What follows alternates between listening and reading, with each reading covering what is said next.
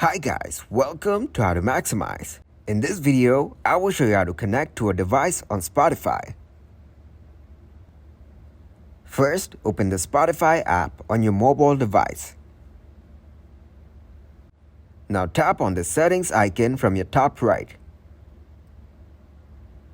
On scrolling down, you'll see the option of connect to a device. Tap to open it.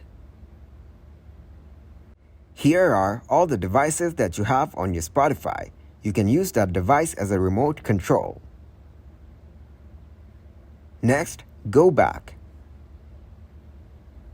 Turn this toggle on right next to the Show Local Devices Only.